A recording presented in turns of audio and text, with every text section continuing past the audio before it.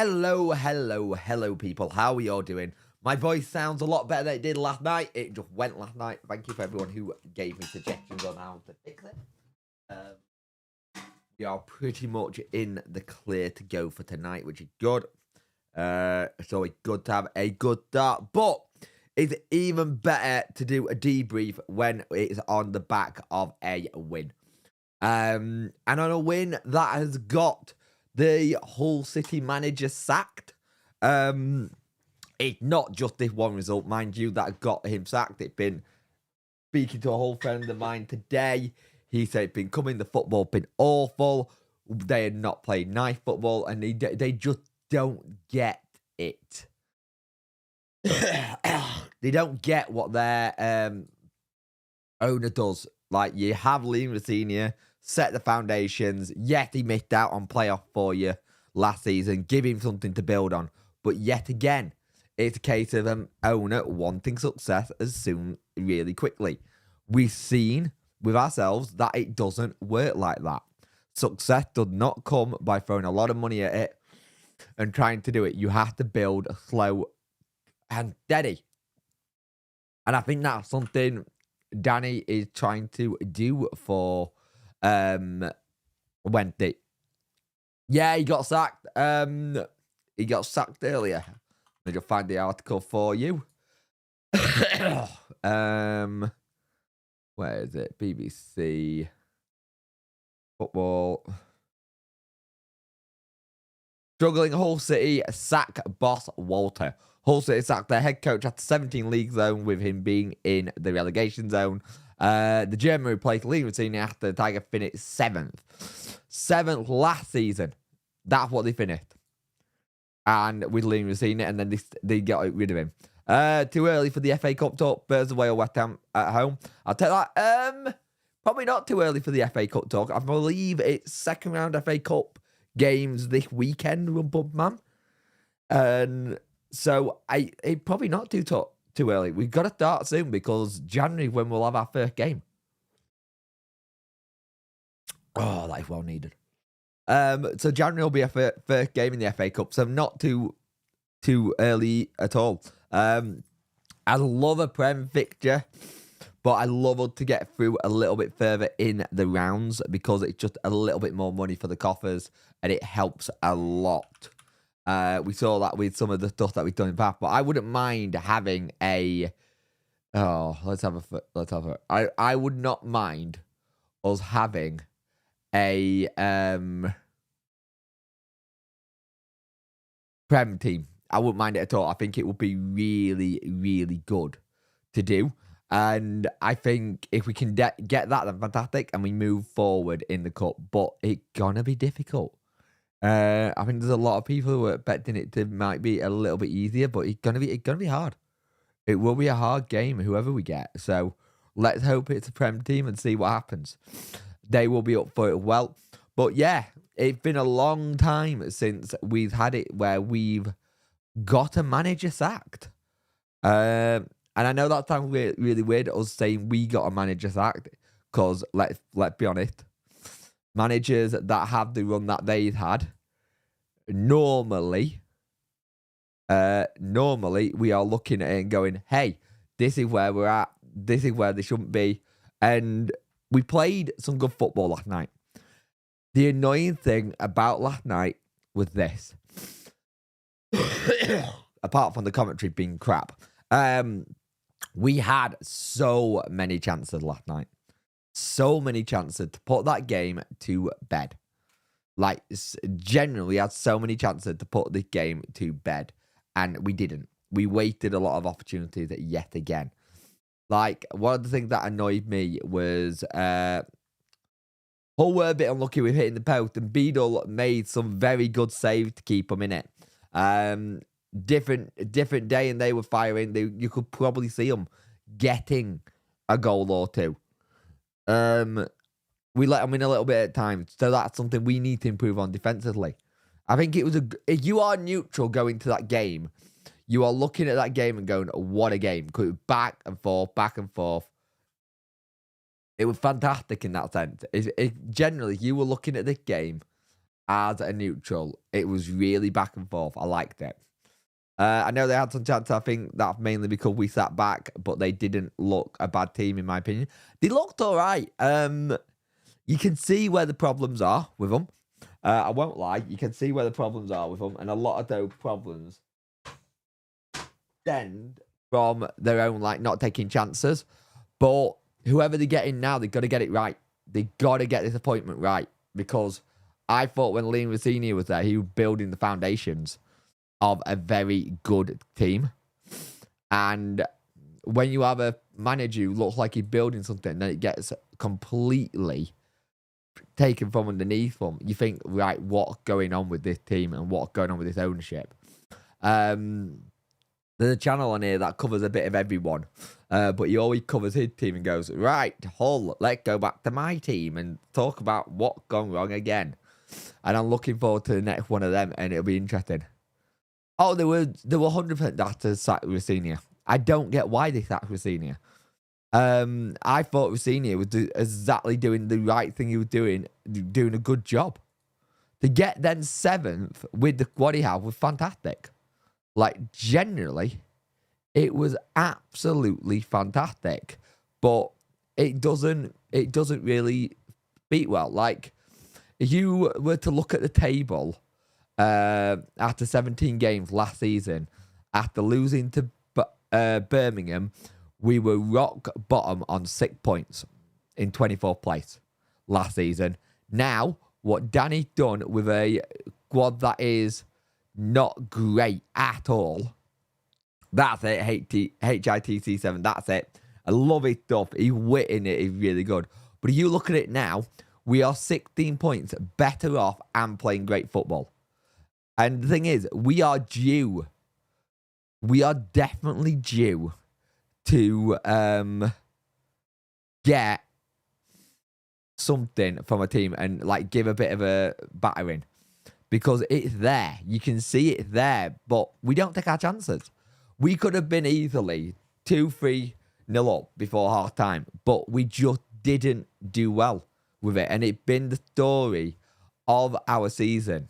Is that we make the chances. We create the chances. But that big thing that got posted and a crossbar, the net doesn't bulge. And that's what you're wanting. You're wanting that net to ripple and go, yeah, you're good. And we didn't get it. The only thing that we got last night, which was thankfully good, we got a penalty last night. We finally got a penalty. And it was from Langford. I would never betting Oliver Langford, to give us a penalty in a million years. He's a referee I don't like reffing games. He done me head in a little bit too much. But all we can say, we got all 3 points. And that's what we wanted. And that was the main thing. 3 points, took a while, but we got it. But the thing is, what you've got to remember with last night's result is that what I like with Danny actually finding mistakes, finding a thing to improve upon. I think if you make... it's all right having a really good game and getting all 3 points, but you can find mistakes or things to improve on. That's better than getting all 3 points and going, a great game and moving on. And I really think that's a really clever way of doing it. Because I thought after the game into good, you could tell he was a little bit annoyed and narked, but we got the job done. And that is the main thing. And it's something that I was not... I'll be honest with you, before the game, I wasn't expecting it to be a 2-0 game. I thought it might have been a cagey 1-0 game, and it was going that way for a little bit. But at the end of the day, all 3 points, what more can we ask for? Good performance. I think Ugbo was in the right places again. He was good like he was against Cardiff. All that was missing again was a goal. I thought we saw a lot better from Gassama and Masaba. They lost a little bit of that selfishness. They started getting the ball into the box a lot more. Something I haven't seen them do in a while, which is really nice to see. And I thought the ball by Ingolson at one point, outside of the foot, was absolutely fantastic. And we got to try and see him do that more often. I want to see Ingleson in this squad a little bit more if we can. Because if we can start getting Ingleson in this squad on a day-to-day basis, it'll be a lot better for us in the long run. Excuse me. I'll admit I'm not much of a biggest fan, but he's been good. I think recently he's relished the... I generally think he relished being the main man. If that makes sense. Because I don't think that's what he's used to being. And in the last couple of games, he's not been a main man. He's always been in and around it. He's always been close to being the main man, but never it. And I think he's relishing that opportunity of doing that. And I think if we can see him do that more often, then more to him. More to him. If we can get more people getting around him and trying to go forward with him, it helps. And he came off the bench and he does well as an impact player. Danny speaks about having different types of players. He is very much an impact player. 100%. And we've not seen us have that in a while. An impact player. I thought one of the things I am annoyed about Bernard not being able to play against Derby. So we are potentially going to have to look at a Wickway, maybe Iorfa. It's probably going to be an Iorfa, someone else kind of thing. Yes, mate, I ain't done that tonight. I will not be going for long tonight, by the way. Just because of how I sound and feel. It's been a rough day with this. But slowly sounding. I'm sounding better than I did yesterday. Let's put it that way. But, question for you all. Next game, we have Derby.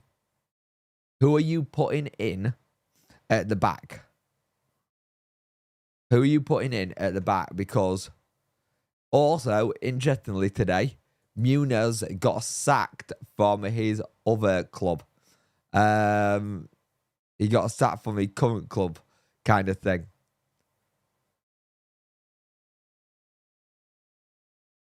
Go with the same 5, but with IO for Bernard. That's not a bad shout. It works. It does work well. Ian and Daniel, how are you, mate? I hope you're well.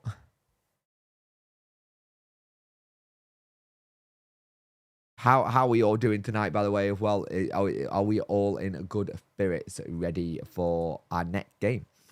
But yeah. Yeah, who? Mufasa. I know I can say players' names so badly. Like, this is the second game in a row on Guy where we've had Bernard called Bernard and Musaba called Mufasa. Mu-sa-ba. Mu-sa-ba. Not Mu-sta-ba. Oh, it did me head in. All night, that commentator did me head in. Palmer, Ogbene, Iorfa, and Wickway. Any of them, it probably will be either Iorfa and a Wickway with probably a Bene on the bench.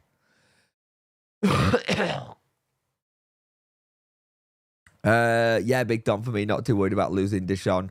Probably needs a rest. Anyway, don't play Mufasa or Dean Windass. Yeah, don't play Dean Windass either. Iorfa, Wickway, Johnson, Paul, and Ogbene for me.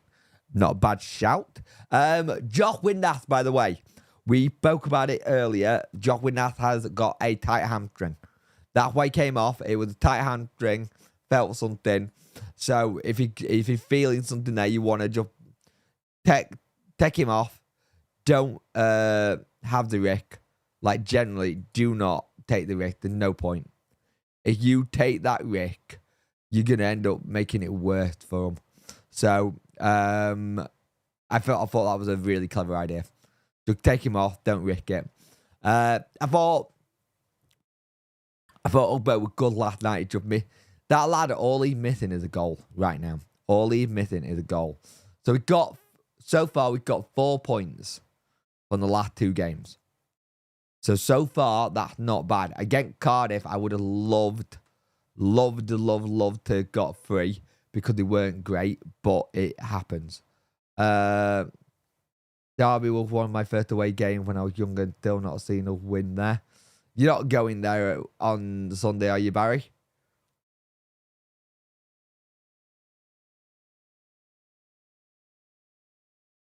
I also went with Johnson, Pole, or Benet for me, with Chaw, Bannon, and Shalaber in mid. Smith, Ugbo up top. Checking something. Are you having Johnson or Pole playing as inverted wingbacks? Let's hope, Barry, you can break the duck and get Wednesday to win there this time. I really want them to win now. Now I know that you're going, I even more want them to win. So you can see when they finally win at Derby. Derby's an odd place, though. That ground is odd. It feels so lifeless. It's weird. I don't like these modern stadiums, and eventually one day we will be one of those modern stadiums. We're going to have to be. We're not going to be able to stay in Hillsborough forever. And nor should we. I'll make this very clear. I don't think we should stay in Hillsborough forever. I think there's a point where you go, do you actually just go and stay away from Hillsborough? I know that debate has been going for the longest time about it, but I think one day we are going to have to move from Hillsborough. Felt sorry for Bo last night. He did all the off-ball work again. He did. He did all the off-ball work. And that's the thing. That's the bit he's not getting the... he's not getting the praise for, Jez. And that's something I'm very intrigued about with it, because you're getting things that he's doing that Atty used to do. And stuff like that. I think Preston, mate, is a 12:30 kickoff. I believe it's one of our Sky games again. I can just quickly check for you. 12:30 kickoff, mate. So 12:30 on the 7th of December. Bring on Palmer for either Masaba or Gassama later on. Maybe. It'll be interesting to see if he plays them both. They not play well both together at times. So it'll be interesting. Think Pride Park is stadium I've been to the most, not including Hill, but like you say, let's hope about 15 games lucky. Yep. I agree. I thought he was lacking, I'd say so, but so it'll be interesting to see what I call a motorway stadium like Colchester. Yeah, very much a motorway stadium, but they've all got that similar build now. They've all got that kind of no atmosphere, or they got the thing where they look like they've been superimposed, if that makes sense. Like they're just been plonked there. Soul are gone. There's something about stadiums that are still around terrace housing, which there ain't many left, that you still had that feel of community. There's still a community vibe to it. And it's something I think a lot of people don't realise how much that is lost these days. That whole community vibe of it. If we move, we should disassemble the South Stand and incorporate it into the new stadium. Not a bad shout, actually. Not a bad shout. I'd like to see us do something interesting stadium-wise, but I don't know what.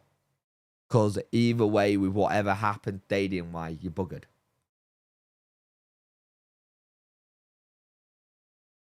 Because you're going to have me and some of the old guard be very much like, no, that's where Wednesday's been at, and I want to stay.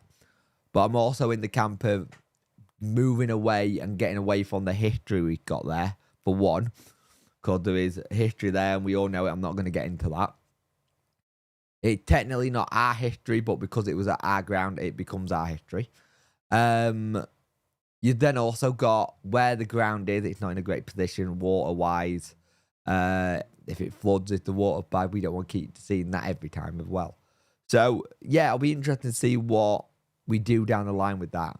But last night, I thought one of the things that was really good was when Johnson put the ball in and Masaba didn't go and try and go for a shot like he had done in the past. He actually laid it up for Smith. And it's something I really, really, really like. I really like the fact that he did the less selfish thing. Over the last couple of games, Kasama and Masaba have done that a little bit. And I thought last night they were both a lot better at giving the ball to players, making sure someone else had it. I thought someone who had an excellent game last night who didn't get spoke about that much was Valentine. Valentine on that attacking right back, he did so well. He skinned them so much. And that's what I like. I like that we got a player with that pace. 16 people watching, 11 likes up people. I much appreciate it. I like that we got that injection of pace, something we've missed for a while. And it feels like the pace in the wide areas now. It feels like there's a lot of pace that we can use to get forward. Could we redevelop it while still playing there like Bristol City did a few years ago? Possibility. We're hated by Red Fan for it. Why wasn't us that did it? I think whoever, anything like a stadium like that happens, whoever the home team is always going to get hatred. Wrongly or rightly, that's how it is, I'm afraid. I think it's just how cultures are. In that sense, I think whoever stadium it was that it happened, it was always going to have a problem there. And I'll be honest, we're not a fan myself of blaming it on us, but it is what it is. It happened, so you have to move on from it. And hopefully, down the line, if we ever do move, we can have our that history put away. But we'll see.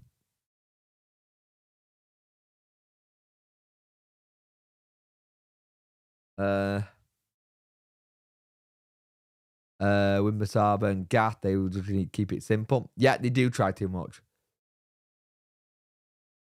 They do make it very complicated at times, which I don't like. Paul's a fucking powerhouse, Payton doesn't get much bullied off ball. No, he doesn't. And you look at his stats and you kind of think he's going to get bullied off the ball. But he doesn't. He does quite well, which is good. I like that. I like that a lot from him. He's good. He's got good strength. And we'll see what happens. Let's have a look. What's this?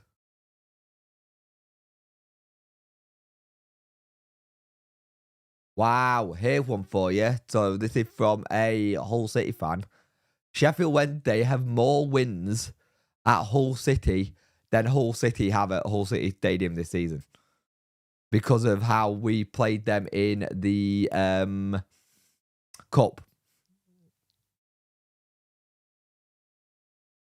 They're improved. We need it to be a little bit quicker, don't we? That's the thing. It needs to be a lot quicker. And hopefully we can do. Hopefully it is sorted. Hopefully they get better faster. But that all depends on how their development goes. They'll need to ideally sort Valentine contract out. Yeah, I think there's a lot of players who contract needs sorting out who could do with staying. So hopefully that can happen soon. Hopefully that can happen really soon. So we'll see. I think contracts are getting better. Like, generally, I think contracts are getting better in terms of trying to get them sorted early. But they need to get sorted a lot sooner if we can. Because we can't be in the position we were in last season. That's the last thing we need. Like, generally, that's the last thing we need to be doing. We need it to get sorted ASAP, and hopefully we can. But at the same time, there are a lot of players who you want to tie down early doors. Him and Pato should have played the derby. Just them types of games deserve the hard men likes of Bannon, Pole, Pato, Palmer. Those are the not afraid to get stuck in and get their hand dirty. I agree. I think in the derby, though, I think a Patterson probably would have got sent off. I won't lie. I was watching something the other day on YouTube today. It was another fan channel, Joe Football. He's a Leeds fan, and he does like talk to the Yorkshire club basically at times, and he kind of thanked Barry Bannon for the Arblaster injury, which I found really funny. But we definitely do need to think of how we're going to improve and get going forward and get players in a position to score and stuff, because it's going to take a bit of time for this whole situation of not scoring before eventually we're going to get a hatful of it again. Because we're playing sometimes like we did against Plymouth on the first game of the season, yet we're not finishing them. A Leeds fan is on the dark web. Yes. There's a couple of them, mate. There's a couple of good other fan channels I found recently as well, which I find really good. It's always good listening and watching other teams' fans' points of view and seeing what it's like. It's always good to get two sides of everything. So it's always fun. Excuse me. But I did say last night that this will be a lot shorter stream just because of my voice. I don't want to wreck it. Because we have got a watch-along on Sunday. We are doing Derby County versus Sheffield Wednesday Football Club. Hopefully it's another 3 points. But we'll have a press conference tomorrow. We'll have it might not be tomorrow. It might be Friday. Because it being, I'll say, it might be a press conference tomorrow. It might be a preview Saturday. A roundup Friday live stream. And then I'll find out what I can do in the next one.